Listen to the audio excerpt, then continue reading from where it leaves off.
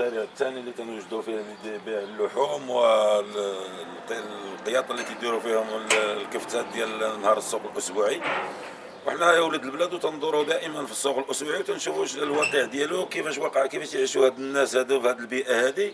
اتصلنا بالمسؤولين، المسؤولين ديال الجماعه مع اللجنه ديال تنظيم السوق الاسبوعي.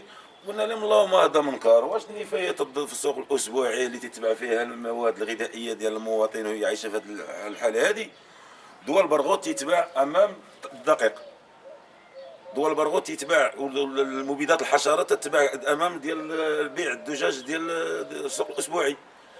قالوا لنا حنا بان حنا واش غنديروا لهم حنايا؟ ما ديرش نديروا لهم، نتوما اللي مسؤولين، حنا صوتنا عليكم، نتوما هما المسؤولين في هذه البلاد هذه ماشي حنايا، حنا عطيناكم الاصوات ديالنا. لا غالبا تيقول لك حنا ما عندنا ما نديروا لهذا الشيء هذا، وانتم تشوفوا الحاله كيفاش دايره ديال النفايات اللي هنايا. ورغم هذا طلبنا المجلس باش ياخذ واحد البقعه ارضيه، واحد المطرح باش يديروا النفايات، وخرجوا له واحد القدر ماليه 36 مليون. مع العلم شدوه وحولوه للمسالك ولا ما عرف يديروه، لا علاقه لا وجود لهذه المسالك.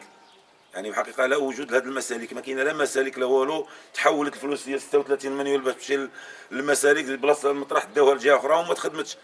وانتم تشوفوا النفايات ديال ديال السوق الاسبوعي، هذه غير واحد الجزء بسيط في السوق. اما الا جينا ندوروا بلاصه في تبع الخضار وفي تتباع الدجاج وفي تتباع السمك وفي تتباع الدقيق وفي تتباع هذا، يعني راك اي بنادم غادي يتلف لهذا الشيء هذا. الحقيقه راه ما يقبلوا اي مواطن. تناشدوا المسؤولين الكبار ديال اللي في هذه البلاد والجمعيات ديال حقوق المستهلك يجيو يغيثوا هذا